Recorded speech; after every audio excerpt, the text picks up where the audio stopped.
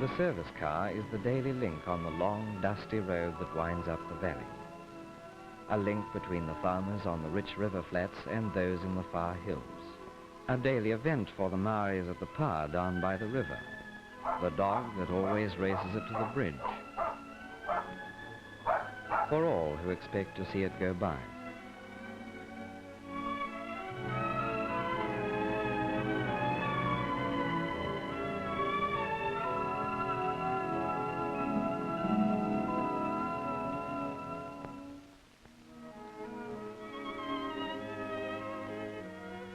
It brings the mail and bread and parcels and gives the road a meaning as a regular link between the district and the town.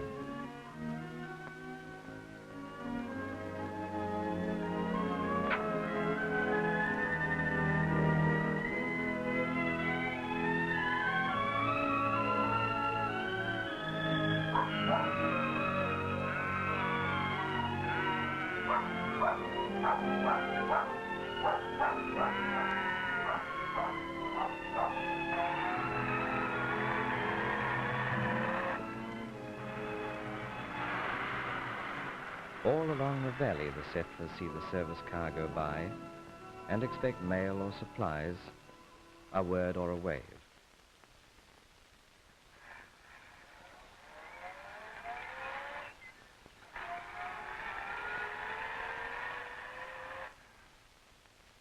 The Duncan family have been on this farm for 60 years.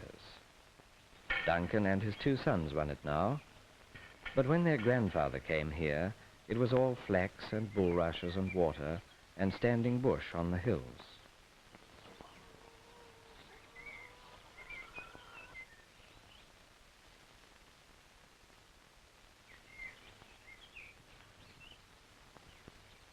It's pretty good land in the valley. You can look over it and think it'll run 6 sheep to the acre, more in parts. My father broke this land in, all by himself at first. He built a little warry. It's still there. I use it for storing hay. That was 60 years ago. Our family was one of the first in the district.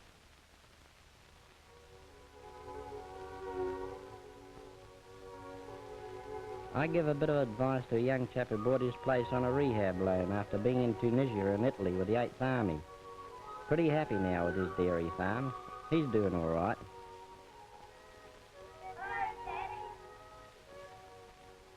His kids go to the local school and he's got a nice little place and a good Jersey herd.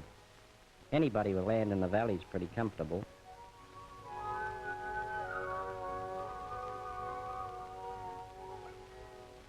Second and third generation settlers, and many who have come more recently, make up a community that is firmly established, even if its roots are not very long.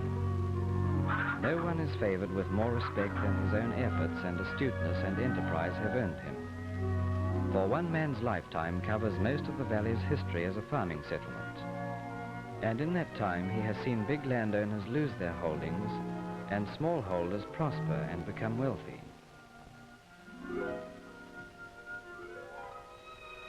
Women often get together in organizations like the Red Cross Society and the Women's Institute, and they collaborate in organizing dances for charitable causes.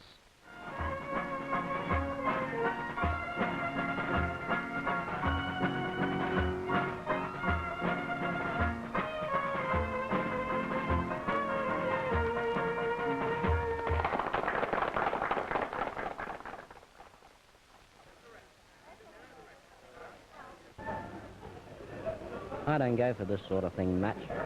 With a wife on the committee, I have to go along, but I don't need much persuading to slip over the pub for a while.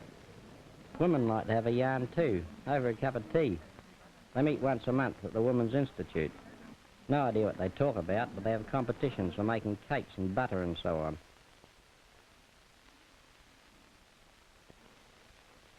The wife won a cup for a sponge cake. I was quite surprised. Reckon the scones are better. One of the biggest gatherings in the district is the annual sports day. Everybody comes along and there's something for them all. Dancing, pony competitions, field events and horse riding.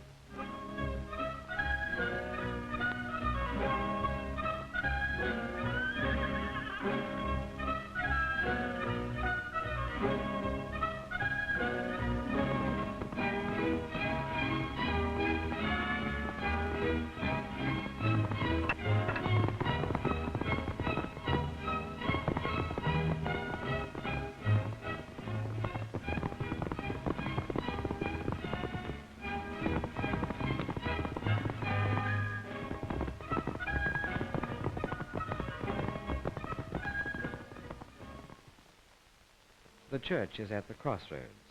This is not the hub of the community, but it is where everybody meets at some time or another, even if it's only for a wedding or a christening or a funeral. Like the time Jim's two boys got drowned in the river. Everybody came along then, seemed to pull us all together. We all wanted to help, but nothing much we could do except go to the funeral. After that, I helped Jim a good bit on the farm. With his two boys gone, he needs it. Then he climbs back over the fence and gives me a hand. Have to manage like that these days, with labour so short. We get through most of the big jobs that way, like dipping and shearing. When there's no regular job to do, we try to keep the damn pests down, like gorse and blackberry and rabbits. And we cut firewood or do odd building jobs.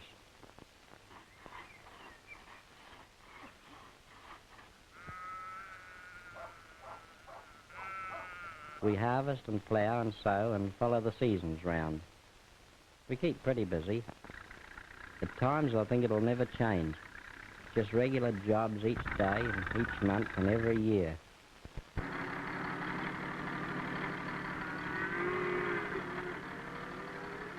But it does change, because when you're working close to the elements, you can't be too sure what will happen next. So when the big rain clouds mess up, we wonder how it will be and maybe start to worry a bit.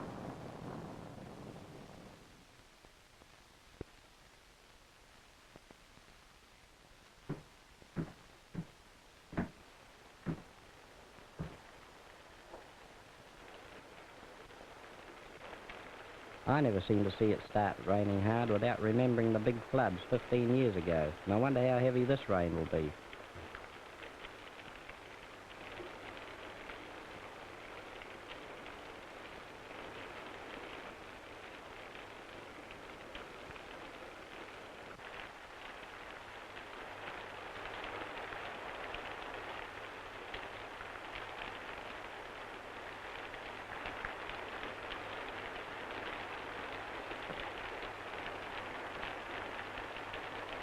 I wake in the night and listen to the rain on the roof, and go to sleep wondering if I'll wake up and find it like it was the time it got flooded out. Remembering how it was when the rain stopped and we got a good look at the damage. The valley didn't look too prosperous that morning.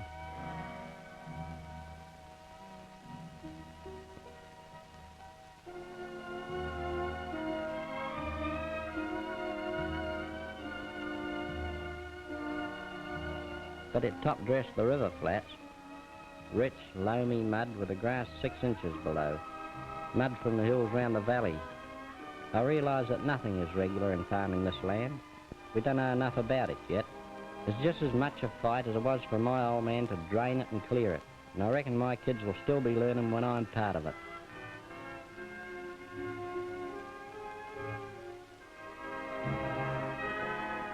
I saw where the mud had come from. The topsoil that hundreds of years of forest growth had laid down was being washed off like porridge off a plate. Washed off into the valley. Those scars on the hill stayed with us a long time. We tried to heal them several ways before we found a solution.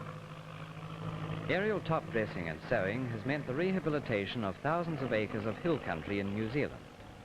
It's one of the greatest advances in the fight to control land that was cleared too ruthlessly and quickly, that was changed from virgin forest and wild marshes without thought for soil control or preservation of forests.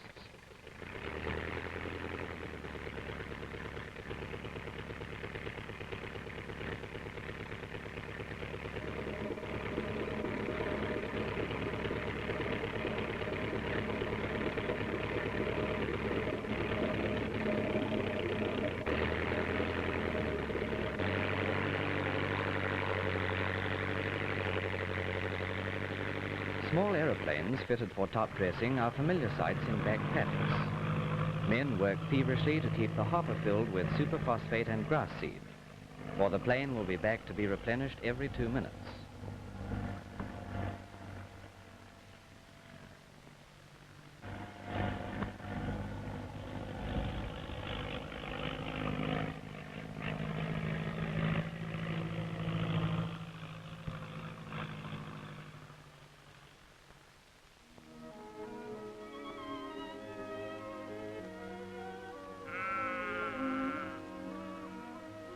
And so the sheep come off the hill paddocks, looking fat and thriving and ready for the sales.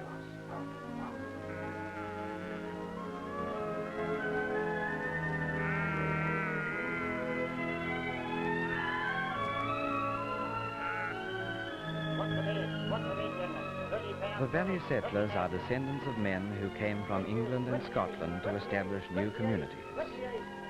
In little patches of land like the valley, they settled and made farms. Over the generations, their names will be linked with the land they have learnt to farm. Their valley will be known by these families, the group of people who are making a new community, the Valley Settlers.